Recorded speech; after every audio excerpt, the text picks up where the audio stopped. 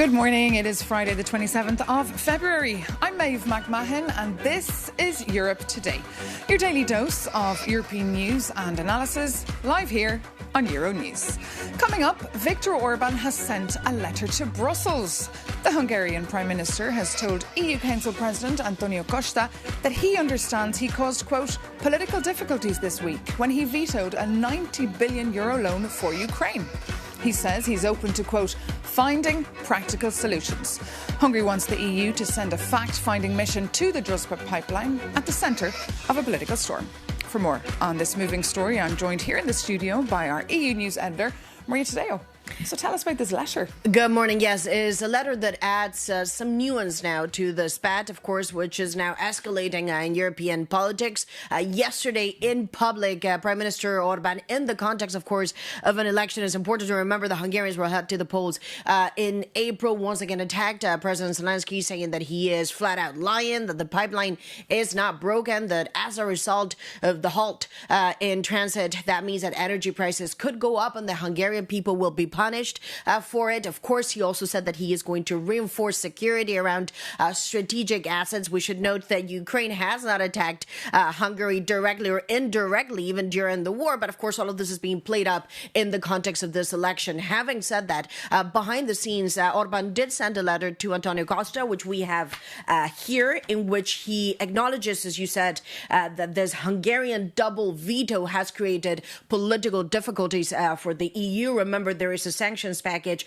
against Russia at play, but also a loan to which Hungary will not participate and has no financial obligation to, that is being blocked by Budapest too. So in this letter, he says Hungary is ready to constructively engage in all efforts to return the transfer of oil to Budapest. He also says that Hungary supports the idea of a fact-finding mission. This is not surprising because, of course, Euronews this week we reported that this was an idea floated already on the Monday, that inspectors could go on site just to check out and figure out what's going on with this pipeline. The Hungarians suggest that experts that are delegated, so vetoed in some way by Slovakia and Hungary, could go and see exactly what is the status of the Spat pipeline. It seems like a possible solution, but I should note that the Ukrainians were not very keen at the start of this week. They said they needed to ask for permission. Certainly, the Ukrainian foreign minister told that in a meeting on Monday. And of course, this is an active war zone. It's not clear that Ukraine would allow this immediately, considering obviously the complexities and the complications on the ground. So, OK, but then what, Maria? Well, that's a very good question. Well, there's two focus points at this point. One is to look at the alternatives, and Croatia is emerging as a big player. Obviously, it's a big business opportunity for the country, the transport of oil. The Croatian operator Janav said this week that it has capacity to supply both Hungary and Slovakia. They also say that 7 tankers will get to Hungary by the end of April, but there is a catch. All of this is non-Russian oil. And for the Hungarians, that's a problem because they want to pay the price they pay for Russian oil, which is cheaper to some of the alternatives in the market. At this point, the Croatians, they say they need to figure out whether or not they can carry even Russian oil because there are sanctions in place from both the EU and the US. The other point perhaps is money. The Hungarians have applied for a loan for defense to the EU. Most of the funding is frozen, of course, because of the issues over rule of law. So perhaps if they get an indication that money could flow, they could step back from this maximalist position. OK, Maria, you mentioned as well Croatia. You have an exclusive interview with the Prime Minister Plenković right here on Europe Today on Monday. So stay tuned for that. Maria, thank you so much for those details. Well, this Hungarian veto and, of course, the ongoing war in Ukraine is making EU leaders nervous this week, especially given the full-scale war has now entered its 5th year. For The View from Estonia, a country that borders Russia, I sat down with Prime Minister Christian Michal, a fluent Russian speaker. I started by asking him why Vladimir Putin was agreeing to peace talks while bombing civilian infrastructure in Ukraine. It's like riding a bike, being a dictator, that when you stop, you will fall over. That is the same with Vladimir Putin. For example, everybody in Europe, and I always remind my colleagues that right now Putin has more men under the arms than at the start of the war. If we would stop right now, and he would stop right now killing women and children in Ukraine, then what to do with those guys? They need medical assistance, but they have to glorify as hero in Russia. And they will come all over the Europe and so on. So we will have everybody problems in Russia and also domestic security problems. And the Americans, of course, are leading these peace talks. Do you think they're mindful of the fact that Ukraine cannot budge on their red lines? It used to be like a 28 points plan to the Thanksgiving. Right now it's something all different already. Europe stepping up, having 90 billions funding Ukraine, changed the game. But we don't have 90 billions. It's frozen. We will have, because meeting Ursula von der Leyen and Antonio Costa, they have different plans how to deliver the money. And just in Kiev, they also said that they have plans. So what are these plans? They will tell. Are they going to work? I hope so. Because to be honest, if Europe cannot make this kind of big decisions which affect our security, then probably there will be many discussions about how Europe will decide things altogether. Will there be some kind of enhanced cooperation, how it will go?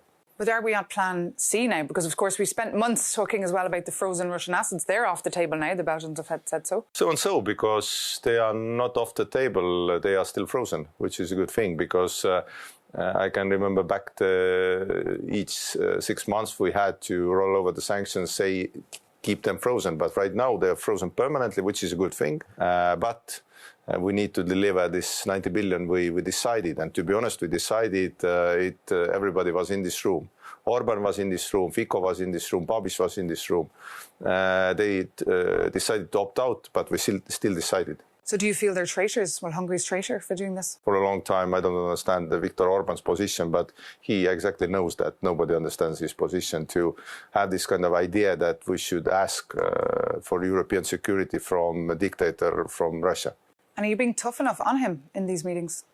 Everybody's been tough enough on him in this meeting and outside these meetings. But going forward, how do you deal with these vetoes in the future? We'll see how it goes, because I have the feeling there's probably a couple of lines everybody's right now waiting in Europe. The first one is how Hungarian elections will go.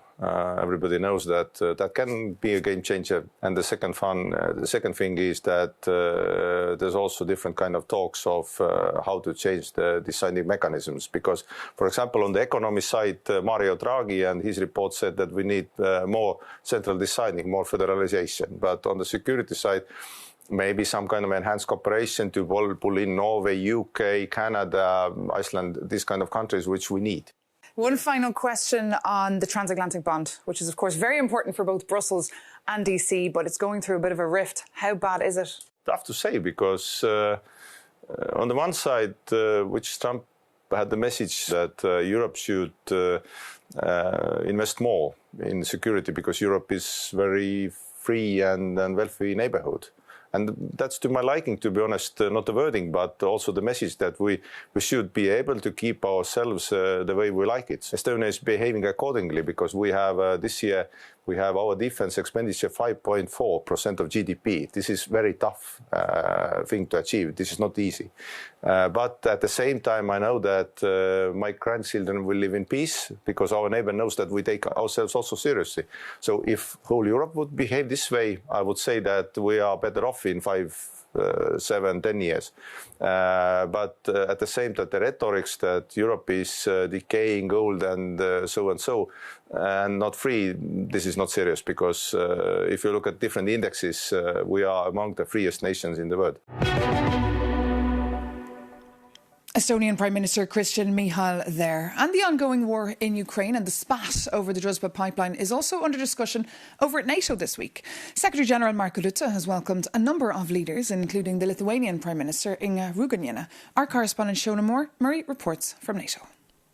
Well, Maeve, just as the dust has been relatively settling here at NATO in relation to Donald Trump's claims last month that he was going to take over Greenland, a new fissure has emerged, as we've seen Viktor Orban, the Hungarian Prime Minister, saying he's going to block a €90 billion loan for Ukraine, a considerable amount of which was going to be spent on military support. And I caught up with Lithuania's Prime Minister, Lithuania, of course, a frontline state in all this war, Inga Ruganiene, and I asked her about this situation. When you live, now in a border of European Union, when you faced off every day with the threats, different kind of threats from balloons and other things, when you're fighting for the security, not just for Lithuania, but for whole Europe, to hear such words and decisions, it's nonsense. So we are worrying about it, and I am speaking about that in different levels in European Union, that it is unacceptable. And the European Union can be strong if we can have a strong one voice. So we have to have ability to have common decision in very strategic questions. When you say it's nonsense, are you saying the whole point that Orban is making, that Ukraine is blocking Hungary's access to the Druzhba pipeline? We know that Russia bombed the pipeline. Are you saying it's nonsense, his claims that Ukraine isn't fixing it, isn't bothered to fix it? It's almost yes. And, for me, I don't understand that the person thinks that if the war will start in NATO area in European Union, he thinks that it will not comes to Hungary. I think it is it is quite silly thinking. So you think basically, Hungary is being naive here if the Hungarian government believes that this war can't go to Hungary because it can? If Russia will put a step into European Union, they will go further. And we as Lithuania, we have a big experience about Soviet Union times. We know how you feel when Russia comes to your land. We know how the life is going on.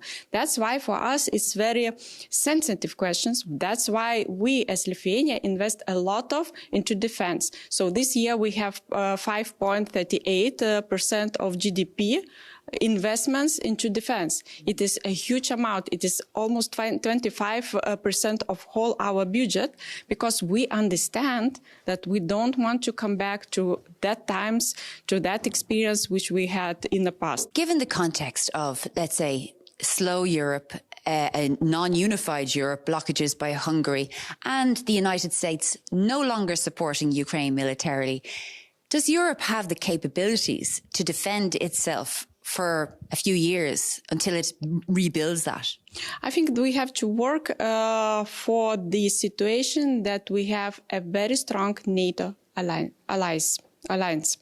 And we have to do everything to build a very strong relationship between America and European Union. This is our top priority. Of course, we can speak about the worst plan, what it should be, but the first top priority should be strength relationship between transatlantic relationship. But by the same time, we have to work with Europe, within European Union, and strong unity. One voice is crucial today. So it should be working in both ways.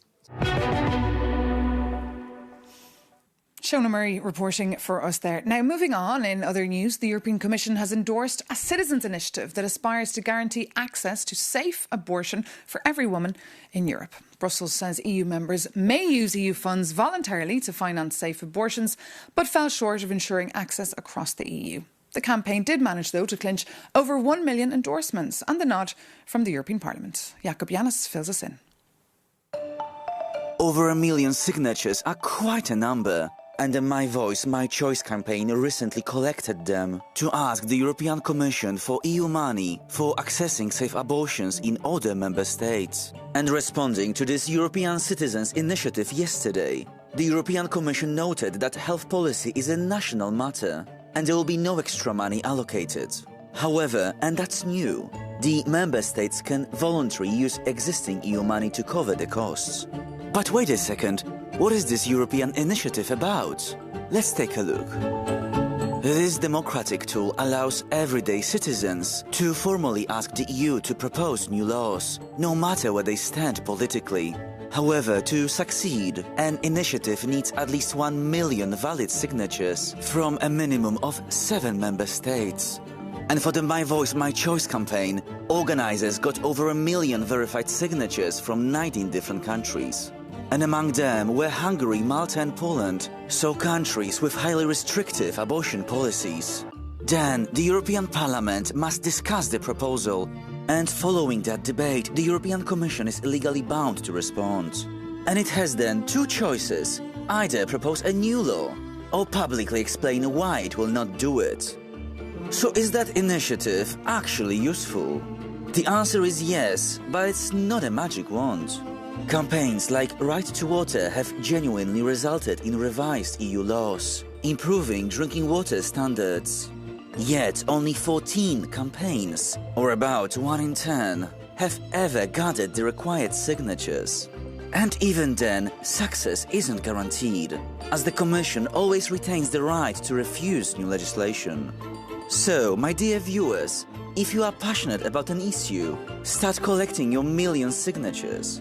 And maybe set up your own lobbying group just in case.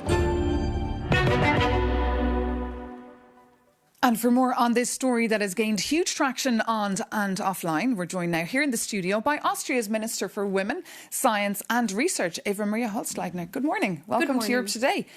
Quite an achievement there, 1 million signatures. What's the view from Austria here?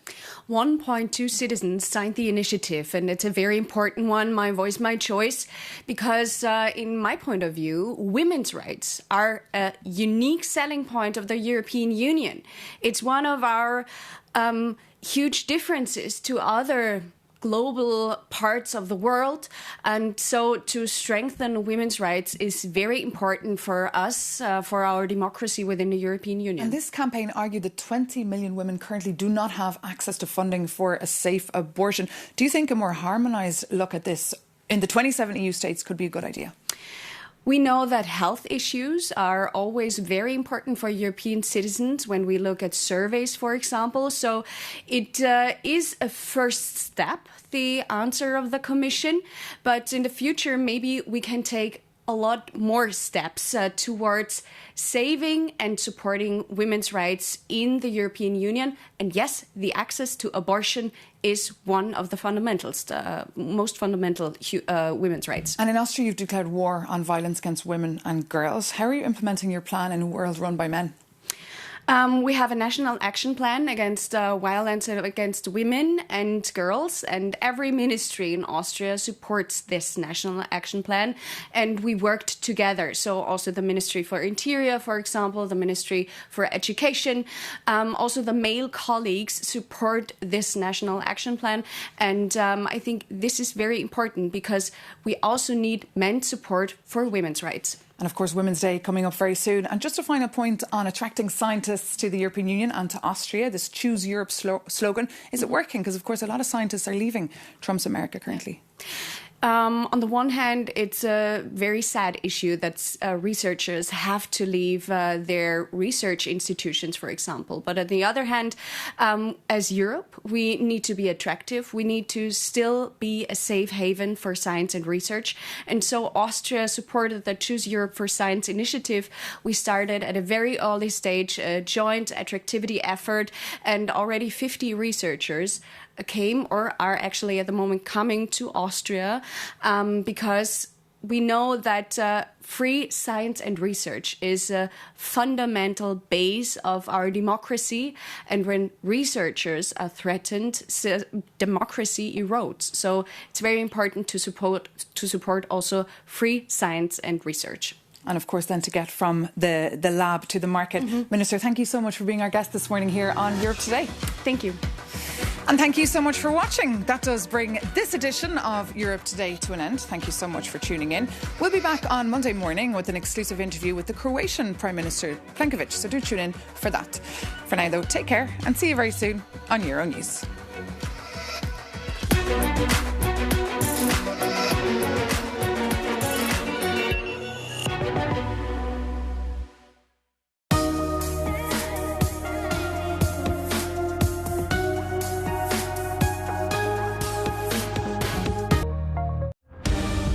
Made in Europe, showcasing big success stories from across the continent. We develop talents and inspire to businesses. Discover how European businesses and people are shaping the future. This is the challenge of our generation. Because Europe is where ideas